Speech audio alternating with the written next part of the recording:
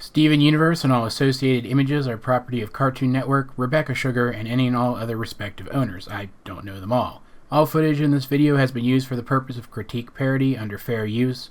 Please support the official release.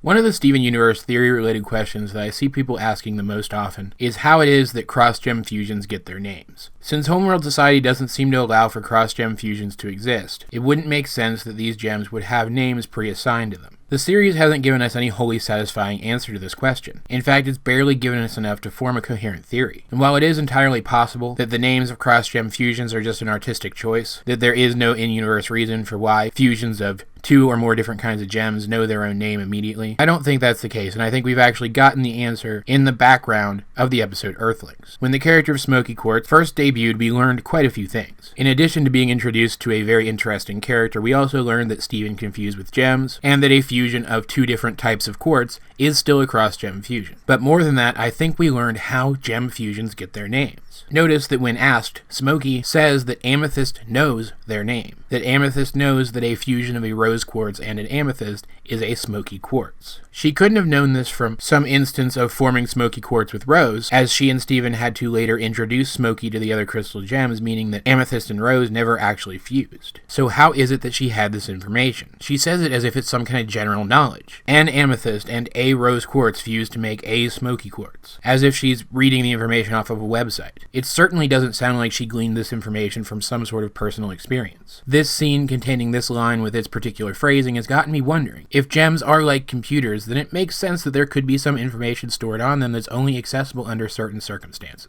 That is, password protected, for lack of a better term. It is possible that each gem has the equivalent of a password protected file, stored somewhere amongst all the other information on its gem, containing a name for each possible cross-gem fusion that gem can make. Or, more likely, each gem's information contains, again for lack of a better term, some kind of password protected application which generates the appropriate name for a cross-gem fusion once it's formed. The password in both instances being the act of fusing. This would mean that knowledge of cross-gem fusion names is built into the core programming of each gem, which actually tells us something incredibly substantial about the history of gem culture. It tells us that the stricter regimented Homeworld Society that we know now, both Era 1 and Era 2 of that society, is not the earliest form of gem society. That at some point gems were intended to make cross-gem fusions, and that a version of Homeworld Society probably existed in which that was the case. That what Homeworld calls Era 1 wasn't actually the first era of gem history. I've made an entire other video presenting evidence that gems were not originally made to follow the regimented society that the diamonds have enforced upon them, but honestly, all things considered, I think that this is the best evidence that that's actually true. That gems were not initially made to follow the diamonds, and that their society used to be something completely different. And, interestingly, this means that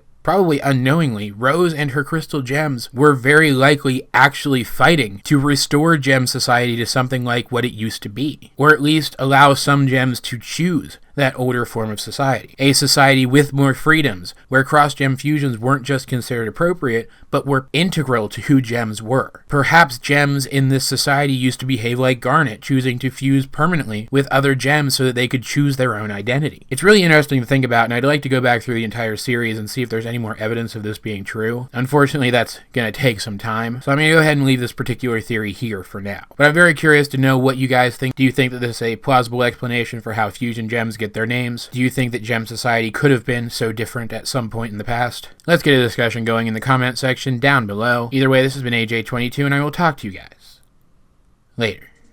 Hey guys, I hope you liked the video. I'm trying to make these theories a little bit shorter and more concise, but not in such a way that they contain less information, if that makes any sense. Let me know how you think I'm doing, if you don't mind. And also, if you have the time, I would like to remind you all that I do have a Patreon. If you like the videos I make, and you like how I make them, and you'd like to see me able to improve and do more, then I urge you to consider becoming a patron. I have quite a few reward tiers that I think you might find interesting, and if you don't, you can always get in touch with me and work out a more suitable reward for you. Which reminds me, I do need to go and see if anyone's done that yet. Also, I want to remind all of you guys that I have added Q&A videos to my rotation of videos. As of right now, you can leave asks on my Tumblr page if you want them to show up in my next Q&A video. Just say so somewhere in the ask, and provided that I have time, I will include it. But most importantly, guys, thank you for watching.